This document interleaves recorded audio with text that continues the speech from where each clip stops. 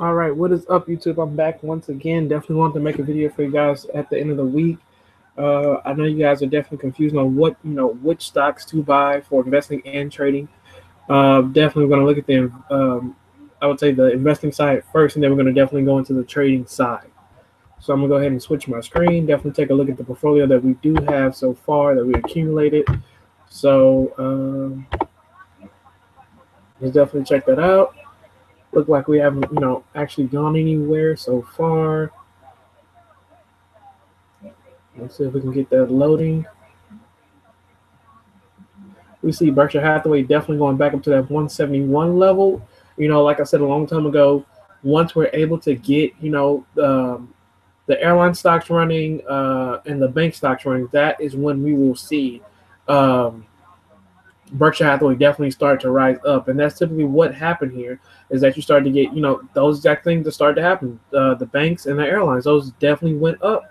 And Berkshire Hathaway was definitely a huge benefactor of those shares and of those companies. So this justified me buying Berkshire Hathaway at I think mid 160s, and now we're breaking past 171. And typically when we start to do this 171, then go back to 168, or we go to 170 and we close at 170, things like that. That's typically the stock definitely building up support. I could tell it just by reading, just by reading the mark right here. The stock is definitely trying to find some support at that 170 level. If you're interested in this company, this is definitely a long-term stock. Remember, it does follow the S&P in lockstep. So if you're looking for something to invest in long-term, Berkshire Hathaway is definitely one. Chesapeake Oil and Gas, this is definitely one that you might consider being a long-term investment, depending on if you know the oil sector, really good. This might be a really good sector to invest in. Clorox is definitely one, but the chart is definitely really, I would say, rocky. Let's just take a look at the chart of Clorox right here so you can understand what I'm talking about. It's definitely really rocky right here. We see a high right there, and then we go back to 111, then we go back up to 140, and then we just keep going up and down, up and down. But the only thing you see is that, from the dip right here, the stock has been climbing up. But from the people that did invest right here, they're like, okay, when am I going to break even here? Because people did buy this level, and as you can see, we haven't come back to that level in just about in a month. So people are like, when do I actually break even? The profits start to ride up. So if you're able to actually pick a really good price point for Clorox, it's definitely a really good investment. I know the people that did buy right here are definitely loving their position in Clorox. We see the momentum is definitely pointing up, so definitely lets us know that we might break through this daily moving average here. Lets us know that it is a bullish sentiment. The stock is definitely going to go higher later on. So we see Disney. Disney might be a long-term investment for a lot of people, but we see right here we're losing money on Disney. I definitely could cut Disney right now and say, what exactly should I go ahead and buy, and in substitute of Disney? Not really sure yet, but when we did break this 105 handle, that definitely alerted me. So let's go ahead and open up a trade to actually close, our Disney shares, because there's just not a lot going on for Disney. We did see hit that oversold level. I wanted to hold on for it, for a lot longer. Even though I did have a profit, I definitely want to hold on for the stock a lot longer. But as you see right here, definitely experiencing some pain in the share count.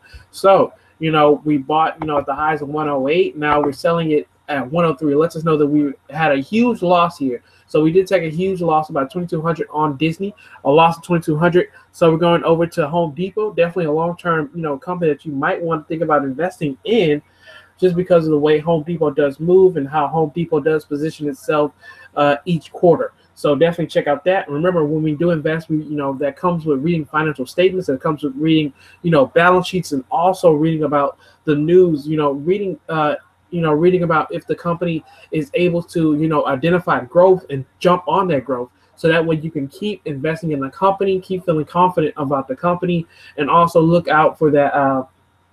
I would say the dividend increase to come, so they can reward you for being shareholders of the company. So Honeywell, definitely another investment that I really love. I might add to my position here, but I really want to look at other stocks, because remember, this is experimental, and I want you guys to understand what is good to invest in, what is bad to invest in. We see already that I do have a couple bad investments. I know PLX is definitely one. Is definitely an example.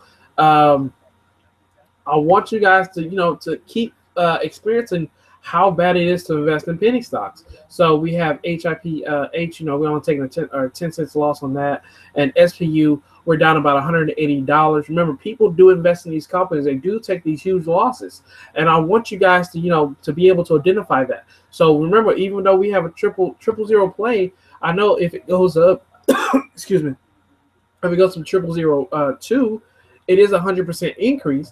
But then again, we have to understand, just because it goes up 100% doesn't mean we're going to be able to, get all of our money out, because these things do trade in, I would say, a less volatile environment, or a volume that has less volume going on for it. So we definitely want to be aware of that. So I think we might buy, some shares in Apple today, so that way, we can definitely experience the run up when the phone does come out. So we're definitely gonna, buy some Apple shares here.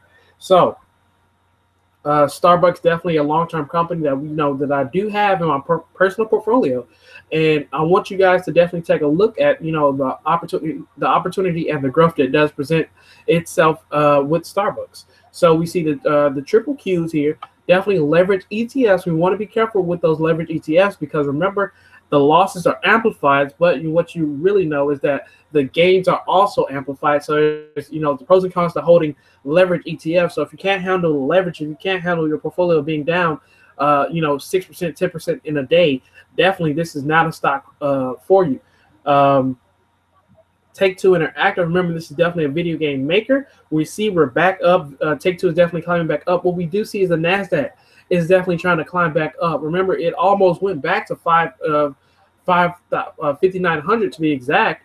And, I guess just a lot of bullish sentiment coming in, and people started to, start back buying stocks, because remember I said, don't be afraid of these short-term moves that happen in the market. Just because you see the market definitely collapsing, definitely it's time for you to go ahead, buy positions. This is your time to buy more positions. So we're definitely going to take a look at Apple and see exactly where it's at. We see Apple shares momentum slightly pointing up. What we want to see is that, we want to see is if it's going to break past this 150 and go to 160 type of barrier. But, we can go ahead and open up, a share count. I'm not really sure what this is.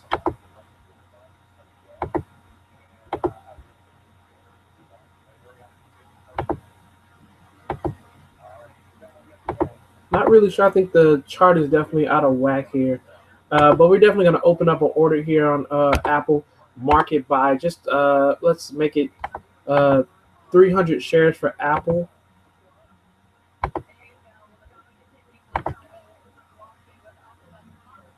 Okay, we got 300 shares of Apple, and we're definitely going to hold those for long term. We're definitely going to see exactly, how far we can go. So we see that we already opened up a position on Apple. So you're going to say, what's next? We're definitely going to take our time and definitely, see exactly what's going on with these companies. I'm just glad, to get right back in Apple. We're already up about $88, but I'm pretty sure that will change throughout the day. But we see that we have about $6,600 left of capital to invest in. So what exactly do we do? Do we trade it? I might open up a trade next week so you guys can see how to trade stocks. And, it's definitely possibilities open, but, we really want to, get a bang for our buck. So do we buy leverage here? Do we say, okay, should we turn this $6,600 into $12,000? Or, do we just take it 1% at a time, or things like that? What we have to realize is that a lot of these YouTube guys, they really pump it up to make sure that, they're showing you that they make a lot of money every day. But what you have to realize is that, remember, with making a lot of money, every day comes with you have to invest a lot of money. So you have to spend money to make money. So if they're up $2,000, just imagine how much they have to spend to make $2,000. That's what a lot of people get confused with, because they think that, you know, you're just investing, you know, a couple $100 and you're getting, 1,000% profit back. No, that's a crazy return.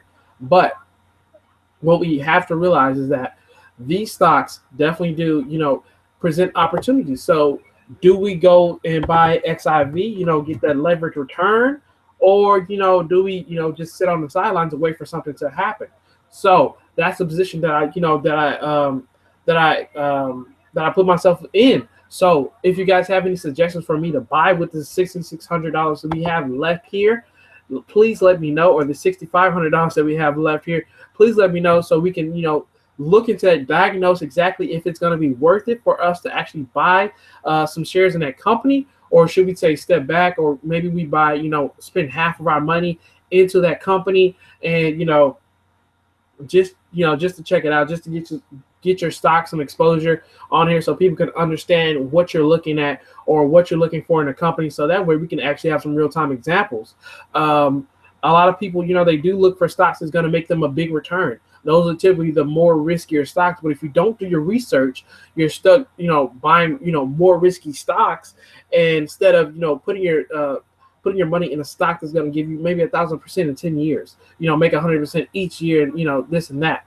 But, you know, with that research, you know, you're able to identify what exactly is going to make you money and what isn't going to make you money. We see the XLF definitely hitting $25 today, and that's, you know, very crazy, because, you know, we did see the XLF definitely, you know, at this level right here. So that means that the FAS definitely has to be way higher. We see it at $50 once again. So do we, you know, trade the leverage? Like I said, there's definitely a question that you definitely have to answer. Do we trade leverage? Do we go with a credible company? So do we just go with CSX, because CSX is definitely climbing up, or do we go with Johnson & Johnson, or, you know, different, you know, there's just a lot of opportunities for us to go different ways or go different directions with our money. So we do have $6,600 left. So I think I really might just trade this and show you guys exactly how to trade your money, so that way you can get a hands-on, or I would say a real-time example on how to trade, or how to pick, you know, a really good investment or a really good trade.